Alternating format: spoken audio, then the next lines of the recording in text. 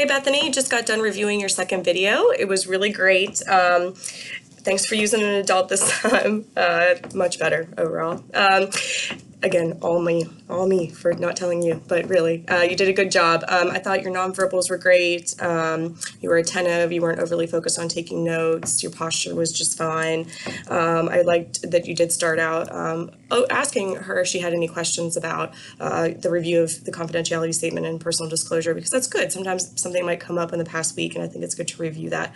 In all honesty, if or when people ever are starting to share something that may, be kind of crossing that line to where you might have to breach confidentiality. I mean, the confidentiality discussion can come up over and over again. It's not something that's just limited to the first session. So I think it's good that you asked her if she had any questions. Also good that you reviewed the goals of the last week and, catch me up on where your direction was going for this week. I really enjoyed how you asked her, what does her worry feel like, which really kind of forced her to kind of internally describe those physical feelings of anxiety and worry without actually saying it was anxiety. So I like that you framed it in terms of worrying rather than anxiety, and then asking her to compare that to her normal state, right? Like so you could get an idea of the difference there, because some people might just have more anxious tendencies about them, right? And so, what may feel like worry is not totally different from the norm or the typical day for that person. But clearly with this client, yes, there was some significant differences between what her feelings during an informal meeting and a formal meeting. I liked how you asked her to be very specific in terms of what a formal meeting was. I mean, there was one area where I thought you probably could have been a little bit confrontational. Remember, confrontational in terms of counseling is a little bit different, because she said at one point in an informal meeting that it might include her boss and her boss's boss, but for some reason the formal meeting was her boss's boss. And to me, it was like, well, the only difference here really seems like you're using a PowerPoint. So you could have called her out on that, essentially, to say, well, but in an informal meeting, you mentioned that was your boss's boss. So does that actually make a difference? And I think you probably would have got to the same point anyway, where she was really being reflective about the standards she put on herself, which I think was a perfect direction to go for this session, so that you could help her to realize that she has these irrational beliefs about her. What's being expected of her, the realistic expectation. I thought it was great going into what's the worst case scenario that could happen, allowing her to verbalize that and see,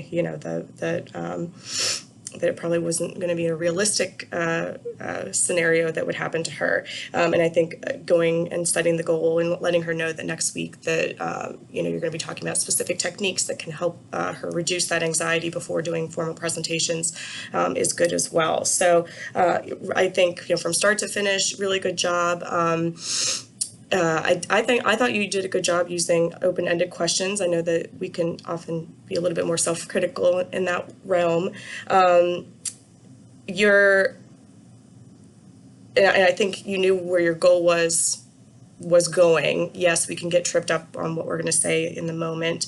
And as you start to use these techniques a little bit more, you will be able to bring in some of that education that you can bring into the counseling setting to say, these are the reasons why we start to feel, that we have these unrealistic expectations in a work setting, or these are the, when we're talking about irrational beliefs and thought processes, we get into a cycle in our mind and we're telling ourselves false stories, and then it can lead to, us internalizing that. She called herself, there was one point where she said that she would be messing up like really important numbers and important facts, and she would look stupid. And so the fact that she emphasized important to that extent got me thinking, like, what's so important about it, in the reality, if we're talking about work, and sometimes it's just facts and figures and it's on the slide anyway, how much are we really screwing it up? And, the fact that she was thinking of herself looking stupid, that term is very harsh too. It's very self-critical to use those types of terms. But anyway, that'll come more naturally, as you are actually working out there in the field, as it will when you're thinking about actual techniques that she could be using for the next session. So I look forward to seeing that.